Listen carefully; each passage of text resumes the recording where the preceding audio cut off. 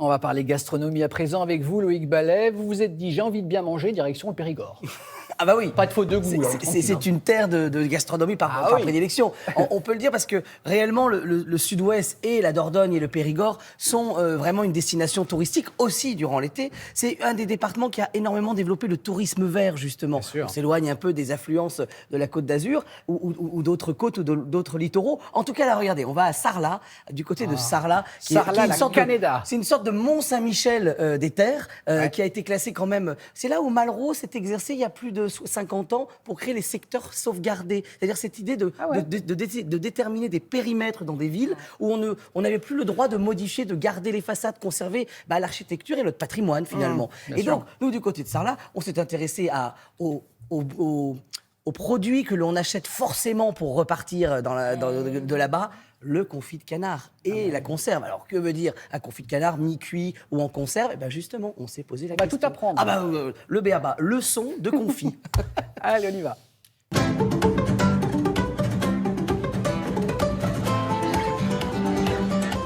C'est vrai qu'on a tendance à dire que Lyon est la capitale de la gastronomie, mais je peux vous dire que Sarlat se débrouille pas si mal aussi au niveau de ce titre. Si vous avez un peu de chance, vous viendrez un jour de marché, où ici vous y trouverez des fraises du Périgord, de la noix du Périgord, de l'huile de noix du Périgord. Bref, ici, tout est à la noix, sauf la cuisine sarladaise. Ah non, la cuisine sarladaise, ça c'est sûr, elle n'est pas à la noix.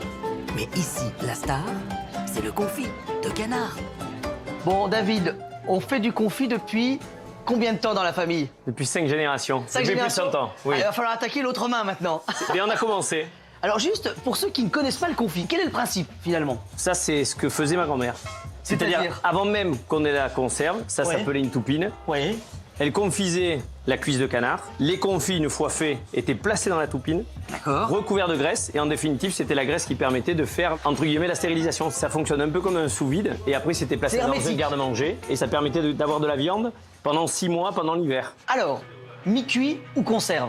Voilà. Qu'est-ce que ça veut dire? La conserve, on est à 100 degrés. D'accord. On va faire simple. Ok. Donc là, c'est-à-dire, c'est une conserve, on peut la trimballer avec la température dans la voiture. C'est un produit de voyage. Voilà. Le mi-cuit, Oui. on n'est pas sur une stérilisation, on est sur une demi-stérilisation. Donc c'est la même chose, ça se Oui. consomme directement, mais par contre, il faut le garder au frais. Bon, il y a de la graisse, mais c'est pas gras. Alors, je vais rassurer tout le monde, la graisse de canard... Vous allez dire que c'est régime. Exactement. La graisse de canard, c'est la meilleure des graisses animales. C'est une graisse non saturée. D'accord. J'ai fait un peu d'agroalimentaire, donc voilà. Et donc c'est pour ça qu'on avait beaucoup de centenaires dans le sud-ouest et notamment en Périgord. Voilà. C'est l'huile d'olive du Périgord. C'est ça. Ah, en effet, on a appris des choses. C'est pas gras le confit. Bah, le monsieur, il dit que non. Il dit que Ah non. non, on demandera à Christelle Balestrero tout à l'heure dans une Ou heure. non, parce que non, dans mais une pas. heure, on vous racontera la recette de la pomme de terre sarladaise.